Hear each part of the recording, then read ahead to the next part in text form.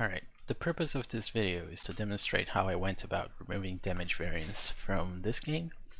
It's mostly to document it just in case I forget how I went about it, but if it helps other people understand cheat engine or how to do similar things with this game, then I think that's a valid reason to share. Anyways, let's go ahead here and get ourselves into a fight.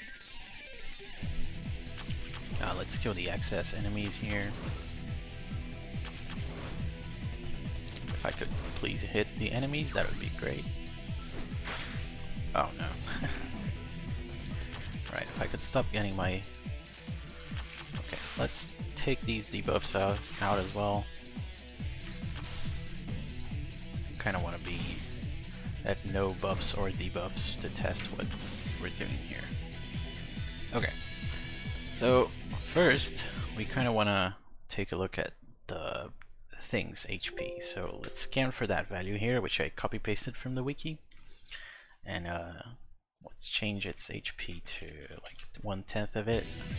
Alright, it's the other address. Yeah, basically we just want to give him extra HP so he doesn't die from Nitiri's attacks. We're not gonna use these anymore. Actually, no, we're gonna use this one because it's the current HP. Next we want to scan for Nitiri's current HP, which is 547, 4458. And we just want to make sure she won't die to some hits, so let's give her a lot of HP. So next, we open the memory region here and we see the boss's current HP here. So let's add a breakpoint here, break on right. Whenever the game changes the boss's current HP, it'll stop execution so we can take a look at what's going on. So now when we damage him, we see that the value was altered on this instruction here. So it takes the value offset by ASI and moves there. So we know that there was a subtraction going on, right? Because it takes the current HP, subtracts the damage, and we are interested in how much damage we are dealing. We're going to use the amount of damage that we're dealing to determine the real damage calculation, like before the RNG takes part. So let's add a breakpoint here on the subtract instruction and see if we can find the damage value. We can also remove the breakpoint here from that address.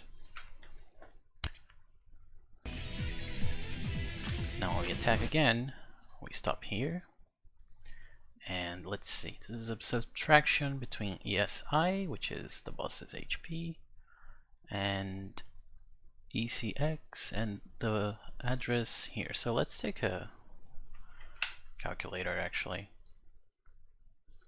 We want a programmer one. So the address here is ECX, which is C613F4 plus EAX times 8. 1, 2, 3, 4, 5, 6, 7, 8 plus that constant 3CA8. So this should be the address where the damage is being read from. So let's go here and add an address, C650FC, and we can see that we're going to deal 18,421,033 damage. If we open the memory region here, you see that it's stored over here. So let's add a breakpoint here on right to see who is writing the damage to this part of the memory. But first let's confirm that we are in fact dealing that amount of damage. So yeah, as expected, 18,421,033. So we are on the right track. So the boss is going to damage me now, and I'm just going to skip over that.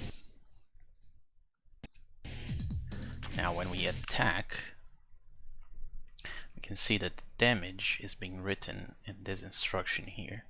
Move the value of EDX, which is how much damage we expect to do, 1184 BCA, and write that into the register. And you can see it's a different amount from last time, which is to be expected. So now we want to take a look at where this value is coming from.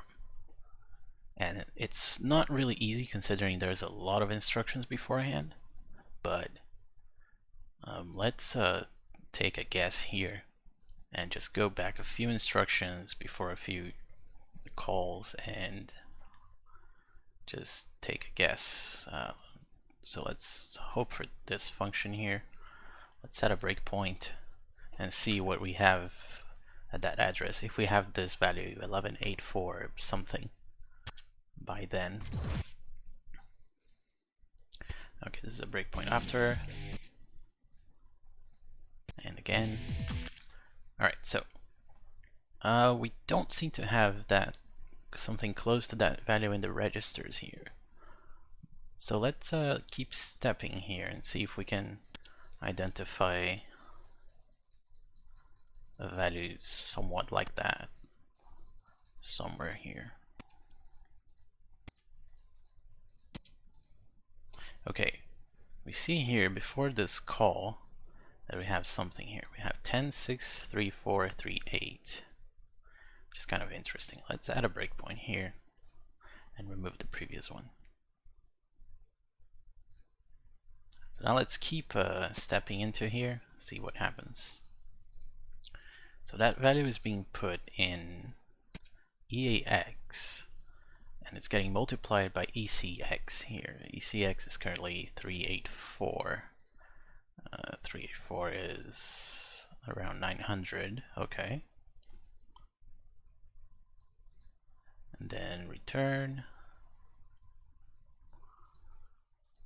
push 1000, another function. So EAX still has the multiplication result, right? So let's see what happens here with that value. It gets overwritten.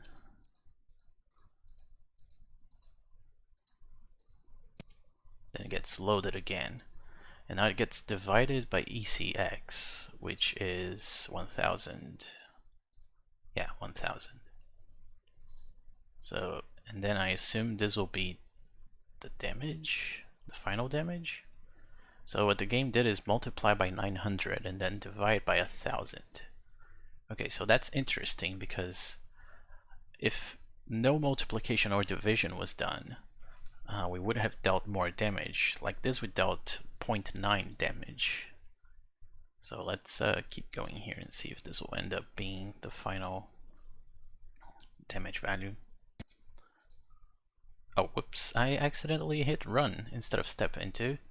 But you can see here, like, it executed more stuff and stopped at the next breakpoint, which is to right here, I think.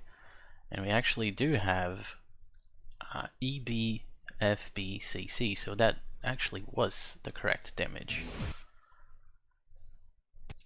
So, okay, we now have the point where we kind of know where the damage is being calculated at. So let's skip ahead there again. Let's try another damage. Okay, so the whole point is that right here at ECX we have the calculated damage, and we want that to be the final result. But in our way is a multiplication and a division.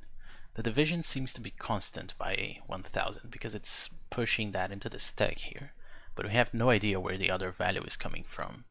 Might be a call to RNG or something like that. So let's go inside this function here again and pay attention to where this value of ECX is coming from. So it comes from the ESP structure. Well, whatever ESP is pointing to. That's not gonna be much helpful.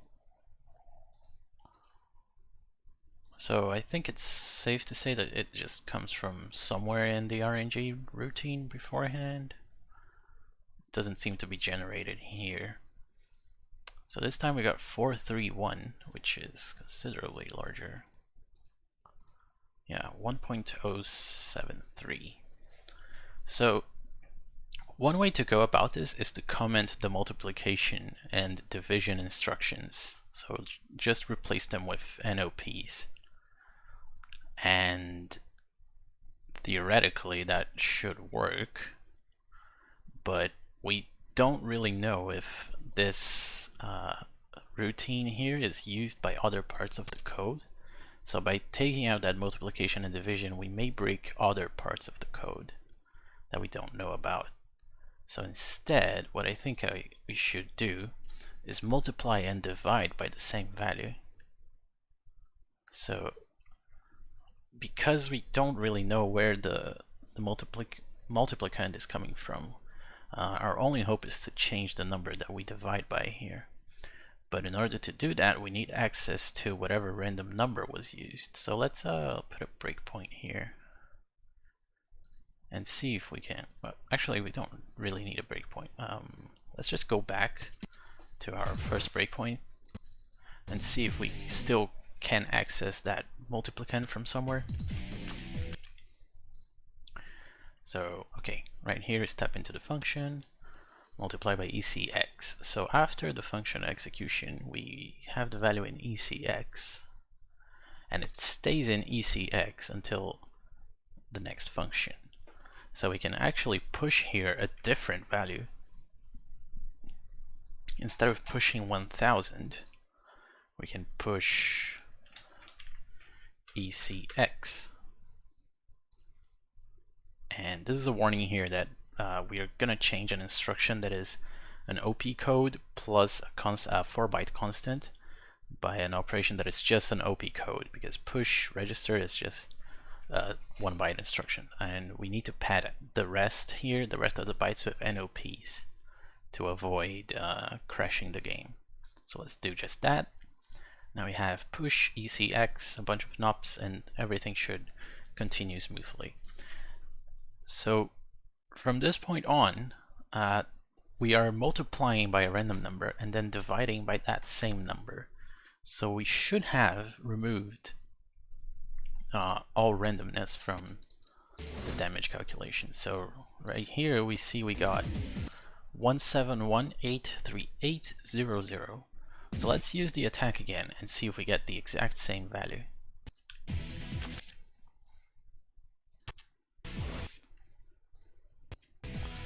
And we do. That's exactly the same. So let's do it a third time just to confirm. Like, we could have gotten lucky with the RNG, even though it's very unlikely. That debuff is not going to matter for us.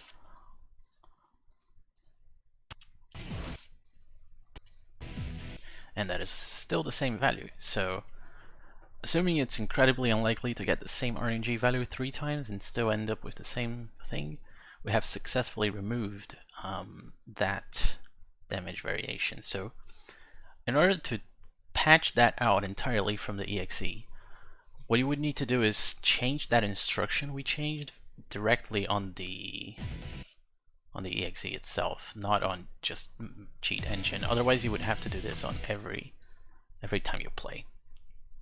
So here you can take note of the OP codes before the thing we changed here.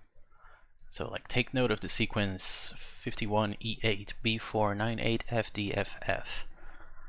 And then if you open it on a hex editor, I kind of already have it open here, but you can like do Control F and search for 51E8 B498DF, actually FD FF. Do a search all, and there should be only one match because this is a very specific instruction here. This call shouldn't be replicated elsewhere in the code. And you can see here that we have 6A00 and then the part we changed. So if we just change that to what we see here, so 6A00 and then 5190909090 followed by a 5250. So if we change these 5 bytes here to whatever we see here, we will have effectively patched out the variance, and that's exactly what I did in this file over here. You can see that 5190909090, and then it goes back.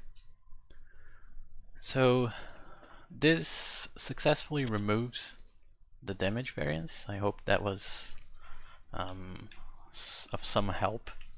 And just to, you know, prove it further, we're gonna go to 1/2.